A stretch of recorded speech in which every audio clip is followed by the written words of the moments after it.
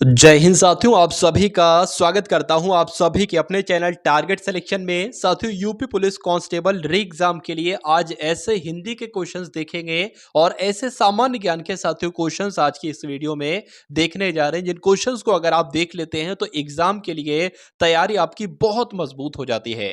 और आप देखिएगा साथियों, जैसे एग्जाम में हिंदी के और सामान्य ज्ञान के कुल मिलाकर 75 प्रश्न पूछे जाते हैं, वैसे ही साथियों हूबहू ये 75 प्रश्न मैं आपके लिए लेकर आया हूं। इन 37 प्रश्नों में से देखिएगा कि हिंदी का आपका स्कोर कितना रहा और 38 प्रश्नों में देखिएगा सामान्य ज्ञान का आपका स्कोर कितना रहा।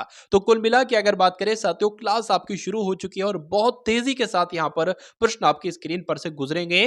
तैयारी की अगर बात करें, तैयारी आपकी बहुत चार चांद हो जाएगी साथियों इस क्लास को देखने के बाद। तो पहला प्रश्न आपकी स्क्रीन पर है कि संज्ञा के प्रमुख भेद कितने होते हैं, संख्या कितने प्रकार की होती है? तो 5 प्रकार की होती है, आप सब जानते हैं। आंसर आपका डी के साथ। 3 13 होना साथियों, इस मुहावरे का मतलब क्या होना है? तो सब तितर बितर हो जाना, इसको हम लोग कह सकते हैं 3 13 होना, यानी कि सब तितर बितर हो जाना। आंसर आपका किस ऑप्शन के साथ जाएगा? डी के साथ। उसके बाद देखिए शुद्ध वर्तनी, यानी कि 4 ऑप्शन आपके सामने है। शुद्ध वर्तनी वाला शब्द कौन सा है? ऐसे थोड़ी ना लिखा जाता है, आशंका होता है। ये भी गलत है, ये भी गलत है। आनंद की अगर बात करें, बिल्कुल सही लिखा हुआ है, तो आंसर आपका ए के साथ जाएगा। द्रगंचल की अगर बात करते हैं तो इसकी संधि विच्छेद करोगे, कैसे बनेगा साथियों? दृक धन अंचल बन जाएगा। आंसर जिनका सी तो बिल्कुल करेक्ट है। जिसने गड्ढा खोदा वही गिरेगा, इस वाक्य में सर्वनाम का प्रकार आपको बताना है। बताइए, देखिए जिसने और वही, यहां पर एक तरीके से संबंध आपको लग रहा है, तो यहां पर साथियों संबंधवाचक सर्वनाम हो जाएगा। आंसर आपका बी के साथ जाएगा। उसके बाद देखिए अगले नंबर का प्रश्न आपके स्क्रीन पर है, देखिए कि सूरदास के काव्य किस भाषा में होते हैं? तो सूरदास के काव्य तो साथियों ब्रज भाषा में होते हैं। एग्जाम में बहुत पूछा जाता है, तो इसलिए ध्यान रखेंगे। सभी के सभी एकदम साथियों टॉप लेवल के क्वेश्चंस मैं आपके लिए लेकर आया हूं हिंदी के। जो कुछ नहीं जानता हो उसको क्या कहेंगे? तो उसको अज्ञानी कहा जाता है, जो कुछ नहीं जानता है। खाक डाले चांद नहीं छिपता, ये लोकोक्ति बहुत इंपॉर्टेंट है और इस बार आपके एग्जाम में पूछी जाएगी। तो आप लोग ध्यान रखेंगे, अच्छे आदमी की निंदा, निंदा मतलब होता है बुराई, अच्छे आदमी की निंदा करने से उसका कुछ नहीं बिगड़ता है। अच्छा जो आदमी है उसकी जितनी बुराई करो उसका कुछ नहीं साथियों, बाल भी बाका नहीं हो पाएगा। तो खाक डाले चांद नहीं छिपता, यानी कि अच्छे आदमी की निंदा करने से उसका कुछ नहीं बिगड़ता। माता पिता लोहे के चने चबाकर बच्चों को पढ़ाते हैं, रेखांकित मुहावरे का अर्थ स्पष्ट कीजिए। यानी कि लोहे के चने चबाने का मतलब क्या होता है? बहुत कठिनाई झेलना, स्पष्ट बात करना, बहुत ही विश्वास रखना या बहुत ही आशा रखना। तो मैं कहूंगा बहुत कठिनाई झेलना साथियों, लोहे के चने चबाने का मतलब होता है। वह जो सो रहा है, क्या वह जो जा रहा है चोर है? इस वाक्य में सर्वनाम का भेद आपसे कुल मिलाकर पूछा जा रहा है। देखिए यहां पर भी एक तरीके से क्या है, संबंधवाचक सर्वनाम है। क्यों? क्योंकि वह यहां पर आ गया, वह जो सो रहा है, एक तरीके से संबंधवाचक सर्वनाम यहां पर हो जाएगा। उसके बाद देखिए अगला प्रश्न है, किसके प्रयोग से भाषा में सरलता, सरसता, चमत्कार और प्रभाव उत्पन्न होता है? तो किसके प्रयोग से साथियों? मुहावरे और लोकोक्ति के प्रयोग से भाषा में सरलता आती है, सरसता आती है और चमत्कार होता है। हिंदी के प्रथम गद्यकार साथियों कौन की अगर बात करें तो भारतेंदु हरिश्चंद्र, आप लोग ध्यान रखेंगे हिंदी के प्रथम गद्यकार थे। उद्धव का लेना ना माधव का देना, इसका मतलब क्या है साथियों? बताने की कोशिश कीजिए। अपने काम से काम रखने को कहा जाता है, उद्धव का लेना ना माधव को देना। उसके बाद देखिए इनमें से किस शब्द में बे उपसर्ग नहीं है? बताइए। देखिए बेचारा में भी बे उपसर्ग है, बेचैन में भी है, बेईमान में भी है, लेकिन अगर बात करते हैं बेवकूफ में नहीं है। क्यों? अगर इसमें से बे निकाल दोगे तो चारा का कुछ मतलब होता है, बेचैन में से बे निकाल दोगे तो चैन का कुछ मतलब होता है, वैसे ही बे निकाल दोगे तो ईमान का कुछ मतलब होता है, लेकिन यहां पर बे निकाल देने से वकूफ का कुछ मतलब नहीं होता है। तो बे उपसर्ग ऑप्शन नंबर डी वाले में नहीं है। उसके बाद देखिए अव्ययी भाव समास का उदाहरण, देखिए मैंने आपको बताया था जिस किसी भी शब्द में अव्ययी भाव समास होगा उसका पहला पद यथा होगा, उसका पहला पद भर होगा, उसका पहला पद प्रति होगा। तो कुल मिला के इन तीनों शब्दों में अव्ययी भाव समास है, आप लोग ध्यान रखेंगे। अंधेरी नगरी चौपट राजा, ये एक लोकोक्ति है और इसका मतलब क्या होता है? बताइए। कि शहर में अंधेरा होने का राजकाट चौपट हो जाना नहीं, कुप्रशासन और अजागरूक जनता नहीं, अशिक्षा का अंधकार राजकाट नष्ट कर देता है, ये बिल्कुल साथियों सही हो जाएगा।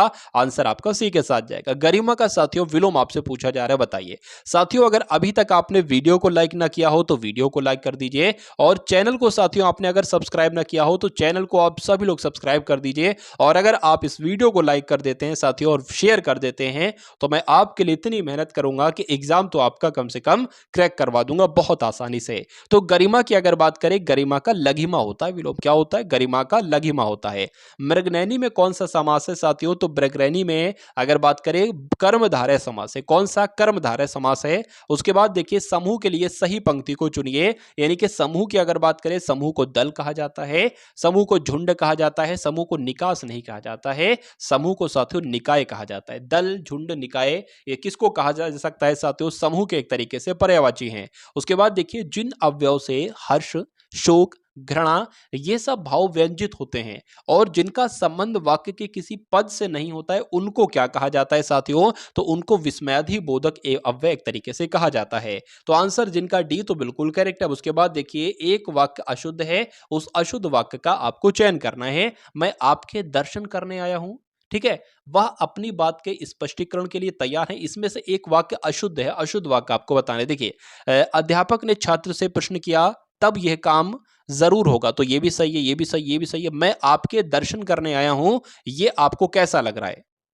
मैं आपके दर्शन के लिए आया हूं, ऐसा कुछ होना चाहिए। कुल मिला के साथियों यहां पर मुझे दिक्कत लग रही है क्योंकि बाकी नीचे तीनों वाले तो बिल्कुल सही हैं। गुरु का विलोम साथियों क्या होगा? तो गुरु का विलोम लघु होगा, ये आप लोग ध्यान रखेंगे। अब उसके बाद देखिए अगला प्रश्न है देवधन ईश यानी कि देवेश, इसमें कौन सी संधि है? कल को आपसे पूछा जा सकता है कि देवेश का संधि विच्छेद बताइए, तो देवधन ईश ऐसे बनेगा। अगर पूछा जाए कौन सी संधि है, देखिए किसी भी पद में अगर ऐसी मात्रा है ना तो वहां पर गुण संधि ही होती है। तो जिनका भी आंसर यहां पर सी तो बिल्कुल करेक्ट है। उसके बाद देखिए साथियों आपसे पूछा जा रहा है कि कृषाण का मतलब क्या होता है? तो कृषाण का मतलब क्या होता है? आप लोग ध्यान रखेंगे किसान होता है। बस फर्क इतना है कि कृषाण एक तरीके से तत्सम शब्द है और किसान एक तरीके से तद्भव शब्द है। उसके बाद देखिए कि इनमें से शुद्ध वाक्य बताइए कौन सा है। 4 वाक्य आपके सामने है, 3 वाक्य अशुद्ध है, 1 वाक्य शुद्ध है। उस शुद्ध वाक्य का आपको चयन करना है। उसने एक ग्रंथ का निर्माण किया, ग्रंथ का निर्माण थोड़ी ना होता है। उसने एक चित्र की रचना की, चित्र की रचना होती है। उसकी शंका का समाधान हो गया, ये इस पहेली का समाधान हो गया। तो मैं कहूंगा साथियों शंका का समाधान हो सकता है। तो कुल मिला के शुद्ध वाक्य कौन सा है? सी वाला है। समुच्चरित भिन्नार्थक शब्द यानी कि जलज और जलद के अर्थ आपसे पूछे जा रहे हैं, बताइए। देखिए जलज का मतलब होता है कमल, तो कमल तो ये है। और जलद का मतलब क्या होता है साथियों? जल देने वाला नहीं साथियों, बादल होता है। तो कुल मिला के कमल और बादल कौन से ऑप्शन में है? ऑप्शन नंबर बी वाले में है और यही आपका सही जवाब है। हंस पत्रिका के संस्थापक कौन है साथियों और संपादक कौन है, बताइए। तो मुंशी प्रेमचंद्र ही इसके संस्थापक भी हैं और संपादक भी हैं। आंसर आपका जाएगा ए के साथ। भाई बहुत बढ़िया, वेरी गुड क्लास। निम्नलिखित में से अशुद्ध वाक्य है साथियों। देखिए गौतम ऋषि की पत्नी का नाम अहिल्या है, सही है, कोई दिक्कत नहीं है। इस कार्य में बहुत विलंब हो गया है, बिल्कुल कोई दिक्कत नहीं है। रसगुल्ला बहुत स्वादिष्ट है, सही वाक्य है। एक गुलाब की माला खरीद लेना। एक गुलाब की माला कैसे बन सकती है मुझे बताइए? गुलाब की एक माला तो बन सकती है लेकिन एक गुलाब की माला खरीद लेना ये वाक्य साथियों अशुद्ध हो जाएगा और यही आपका राइट आंसर हो जाएगा। निम्नलिखित वाक्यों में से अशुद्ध वाक्य को पहचानिए, बताइए। यानी कि इसमें से अशुद्ध वाक्य कौन सा है, बताइए। श्रीमती गांधी भारत की प्रधानमंत्री, शुद्ध वाक्य है। मेरे ऊपर कृपा करें साथियों, मेरे पर कृपा यहां तक तो सही हो सकता था, या मुझ पर, हाँ मुझ पर कृपा करें ये होना चाहिए था, मेरे पर भी नहीं होना। मुझ पर कृपा करें ऐसा होना चाहिए था। यहीं पर दूसरा पढ़ा और दूसरे में ही अशुद्धि आ गई, तो यही आपका अशुद्ध वाक्य हो जाएगा और यही आपका सही जवाब हो जाएगा। उसके बाद देखिए साथियों सांप छछूंदर की गति होना, इसका मतलब क्या होता है बताइए। दुविधा में पड़ना, दुविधा में डालना, दुविधा में पढ़ना, दुविधा में ना पढ़ना, या दुविधा में पढ़ना। देखिए यहां पर जब हम बात करते हैं साथियों एक ये पढ़ना है और एक ये पढ़ना है, तो कुल मिला के ये वाला आपका होगा। आंसर आपका जाएगा डी के साथ। राजा का पर्यायवाची क्या होता है? राजा का पर्यायवाची साथियों अवनीश होता है, राइट आंसर आपका ए के साथ। शुद्ध वर्तनी की अगर बात करें तो साथियों आवश्यकता ऐसे नहीं लिखा जाता है, हाँ लेकिन अंत्याक्षरी ऐसे लिखा जाता है। तो शुद्ध वाक्य शुद्ध वर्तनी किसकी है? ऑप्शन नंबर बी वाले की है। विधानमंडल के द्वारा पारित या स्वीकृत जो विधि हो जाती है ना उसको क्या कहा जाता है? वो एक तरीके से अधिनियम बन जाता है। क्या बन जाता है? अधिनियम बन जाता है। आंसर आपका ए के साथ जाएगा। अंग अंग फूले न समाना, ये एक मुहावरा है और इसका मतलब क्या होता है साथियों? गुस्सा होना, दुखी होना, बहुत आनंदित होना या बीमारी होना। तो मैं कहूंगा बहुत आनंदित होने को कह सकते हैं साथियों अंग अंग फूले न समाना। उसके बाद देखिए अभिराम और अविराम शब्द युग्म का अर्थ क्या है? यानी कि अभिराम का मतलब क्या होता है और अविराम का मतलब क्या होता है? देखिए अविराम मतलब विराम का मतलब होता है रुकना, और आ लग गया तो तो विलोम हो गया, तो रुकना नहीं बल्कि लगातार। अब लगातार कह लो या बिना रुके कह लो, एक ही बात है, या तो ए उत्तर होगा या तो सी उत्तर होगा। लेकिन अभिराम का मतलब होता है एकत्रित नहीं होता है, अभिराम का मतलब होता है सुंदर। तो कुल मिला के आंसर आपका जो जाएगा वो ऑप्शन नंबर ए के साथ जाएगा। उसके बाद देखिए अगले नंबर का प्रश्न आपकी स्क्रीन पर है कि वाक्य गलत कौन सा है, बताइए। देखिए ओ बड़ा जुल्म हुआ, सही वाक्य है। हिंदी के समाचार पत्र हिंदी लिपि में छपते हैं। देखिए हिंदी लिपि नहीं होती है, लिपि देवनागरी होती है। हिंदी की जो लिपि है वो देवनागरी है। तो यहां पर साथियों दिक्कत लग रही है, कौन सा वाक्य गलत है? मेरे हिसाब से बी वाला वाक्य गलत है। बाकी और ऑप्शन को पढ़ने की जरूरत ही नहीं, एक बार पढ़ लेंगे, कोई दिक्कत नहीं है। देख लेते हैं, साहित्य और जीवन का घनिष्ठ संबंध है, सही वाक्य है। अगर तुम परिश्रम करोगे तो पास हो जाओगे, कोई दिक्कत नहीं है। प्रतिमूर्ति शब्द में उपसर्ग क्या होगा? तो प्रति हो जाएगा। जिनका भी आंसर यहां पर बी तो बिल्कुल करेक्ट है। अब देखिए साथियों 75 क्वेश्चंस देखेंगे ना, क्योंकि हिंदी के और सामान्य ज्ञान के कुल मिलाकर 75 प्रश्न पूछे जाते हैं यूपी पुलिस कांस्टेबल में। तो 37 प्रश्न हिंदी के और 38 प्रश्न साथियों सामान्य ज्ञान के आप लोग यहां पर अब देखेंगे। तो इनको भी देखिएगा साथियों और बताइएगा क्या आपका कैसा स्कोर रहा, किस लेवल की आपकी तैयारी हो चुकी है। और ये क्वेश्चन साथियों संभावित क्वेश्चन है, आपके एग्जाम में पूछे जाना इनका साथियों, ये पूछे जा सकते हैं।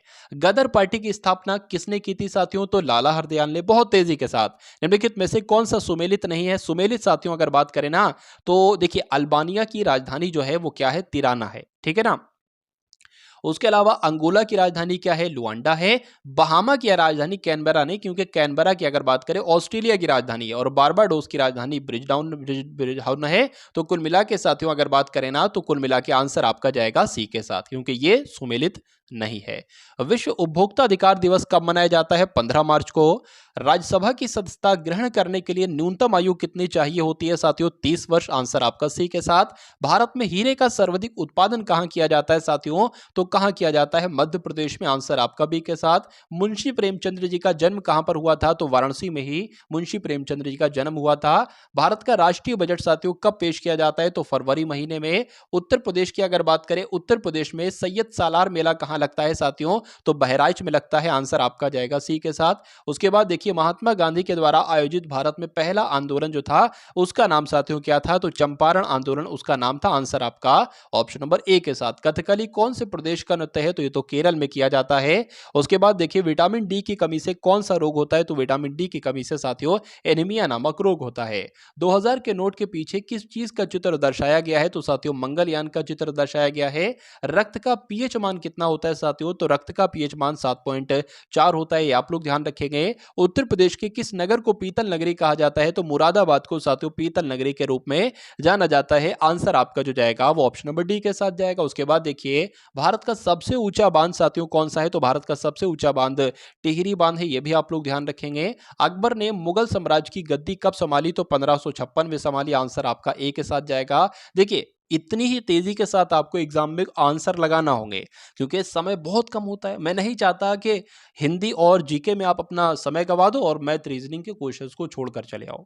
कुछ क्वेश्चंस छोड़ना बहुत गलत बात है साथियों। इसलिए सामान्य ज्ञान और हिंदी में आपको इतनी तेजी के साथ करवा रहा हूं कि जब तेजी के साथ यहां आप करोगे तो एग्जाम में भी करोगे, क्योंकि जैसे ही आपकी आदत पड़ जाती है ना, तो फिर वैसा ही आदत आपकी रहती है। तो कोशिश करो और बहुत तेजी तेजी उत्तर देने की कोशिश करो। भारत की पहली महिला मुख्यमंत्री साथियों कौन थी? तो सुचिता कृपलानी जी थी। उसके बाद देखिए चांदी का सिक्का किसने शुरू किया था? तो शेरशाह सूरी ने शुरू किया था। उसके बाद देखिए राजा रवि वर्मा किस क्षेत्र से संबंधित है? तो ये चित्रकारी से संबंधित है, ये आप लोग साथियों ध्यान रखेंगे। उसके बाद देखिए एफटीपी का फुल फॉर्म क्या होती है? तो फोक टेक्निकल प्रूफ नहीं, फाइल ट्रांसफर परमिशन नहीं, फाइल ट्रांसफर प्रोटोकॉल होती है एफटीपी की फुल फॉर्म। अब उसके बाद देखिए अगले नंबर का प्रश्न आपकी स्क्रीन पर पूछा आपसे जा रहा है, क्या हॉकी के खेल में आगा खां कब दिया जाता है? बिल्कुल। क्रिकेट के खेल में देवधर ट्रॉफी दी जाती है? बिल्कुल। फुटबॉल के खेल में फेडरल फेडरेशन साथियों कब दिया जाता है? बिल्कुल। लेकिन बैडमिंटन के खेल में यूरो कप नहीं दिया जाता है, क्योंकि यूरो कप साथियों फुटबॉल के खेल में दिया जाता है। उसके बाद देखिए भारत में मनरेगा की शुरुआत साथियों कब की गई? ये आपसे पूछा जा रहा है। तो 2006 में की गई साथियों। उसके बाद देखिए पंचायती राज भारत में के संविधान में किस अनुच्छेद में वर्णित है साथियों? तो कौन से अनुच्छेद में वर्णित है? अनुच्छेद 40 में वर्णित स्थित है? भारत में प्रथम व्यक्ति जिसने नोबेल पुरस्कार प्राप्त किया था तो साथियों रविन्द्रनाथ टैगोर इनका नाम है और इन्होंने सबसे पहले नोबेल पुरस्कार प्राप्त किया था। राष्ट्रीय चावल अनुसंधान केंद्र कहां पर है? तो ये ओडिशा के कटक में है साथियों। कहां पर है? ओडिशा के कटक में। आंसर आपका ए के साथ जाएगा। उत्तर प्रदेश में दलहन अनुसंधान केंद्र साथियों कहां पर है? तो ये तो आप लोग ध्यान रखेंगे साथियों, कानपुर में है। राइट आंसर आपका सी के साथ। भारत का ध्वज की जिसको झंडा गीत कहा जाता है, इसके रचयिता कौन है? तो श्यामलाल गुप्ता पार्षद इसके रचयिता हैं। शिक्षा विश्व शिक्षक दिवस की अगर बात करें, देखिए विश्व शिक्षक दिवस अगर पूछा जाए तो 5 अक्टूबर बताना है, लेकिन 5 सितंबर की जब हम साथियों बात करते हैं तो सिर्फ शिक्षक दिवस मनाया जाता है 5 सितंबर को और विश्व शिक्षक दिवस मनाया जाता है 5 अक्टूबर को। किसके शासनकाल में डिमेकस भारत आया था साथियों? तो बिंदुसार के शासनकाल में। चलिए साथियों, चैनल पर अगर आप लोग नए हैं और एग्जाम फतेह इस चैनल को आपने सब्सक्राइब नहीं किया है तो तुरंत सब्सक्राइब करके बेल आइकन पर क्लिक कर लीजिए और ऐसा ऐसा कंटेंट आपको यहां पर दिया जाएगा साथियों, जिससे एग्जाम धुआं धुआं हो जाएगा, बहुत आसानी से क्रैक हो जाएगा। तो वायुमंडल में कौन सी गैस परावैंगनी किरणों का अवशोषण करती है? तो ओजोन गैस साथियों। उसके बाद देखिए विधवा पुनर्विवाह कब बना साथियों? तो विधवा पुनर्विवाह कब बना आपसे पूछा जा रहा है, 1856 में बना, इसलिए राइट आंसर आपका ऑप्शन नंबर ए के साथ जाएगा। भाई बहुत बढ़िया, वेरी गुड क्लास। उसके बाद देखिए कि उत्तर प्रदेश में किसान बही योजना कब लागू हुई? तो 1992 में हुई। उसके बाद देखिए बृहदेश्वर मंदिर का निर्माण साथियों किसके द्वारा करवाया गया? तो राजा राम प्रथम के द्वारा करवाया गया। किसके द्वारा?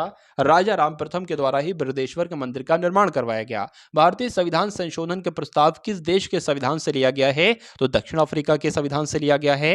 हुसैन सागर झील भारत में कहां पर है साथियों? तो कहां पर है? ये तो आंध्र प्रदेश में है। कहां पर है? आंध्र प्रदेश में है। भारतीय रुपए का पहचान चिन्ह किसने डिजाइन किया? तो साथियों उदय कुमार ने डिजाइन किया। किसने? उदय कुमार जी ने डिजाइन किया। भारत का सबसे बड़ा नमक उत्पादक राज्य कौन सा है? तो नमक का उत्पादन तो साथियों गुजरात में किया जाता है। आंसर आपका सी के साथ जाएगा। 2011 की जनगणना के अनुसार किस राज्य की जनसंख्या में कमी आई थी? तो नागालैंड की जनसंख्या में कमी आई थी। आप लोग ध्यान रखेंगे। राइट आंसर आपका अगर है ऑप्शन नंबर बी के साथ तो बिल्कुल करेक्ट है। साथियों यूपी पुलिस कांस्टेबल के एग्जाम को क्रैक करने के लिए एक ऐसी प्लेलिस्ट में आपको दे रहा हूं और बिल्कुल निःशुल्क दे रहा हूं। अगर बात करें उसकी वाकई वैल्यू हजारों रुपए है साथियों, लेकिन वो आपको आज निःशुल्क यहां पर दी जा रही है। तो उस प्लेलिस्ट को अगर आप पूरा देख लेते हैं, पूरा पढ़ लेते हैं, तो एग्जाम को पास करने से कोई दुनिया की ताकत आपको नहीं रोक सकती। तो जाइए साथियों डिस्क्रिप्शन में और पूरी प्लेलिस्ट को साथियों एकदम खत्म कर डालिए और तैयारी में अपनी 4 चांद लगा दीजिए। तो कुल मिला के साथियों चैनल पर नए हैं तो चैनल को सब्सक्राइब करके बेल आइकन पर क्लिक कर दीजिए और इस वीडियो को अगर हो सके तो अपने मित्रों तक पहुंचा दीजिएगा, मुझे बहुत अच्छा लगेगा। तो मिलते हैं हम सभी लोग आने वाली वीडियो में। जय हिंद साथियों।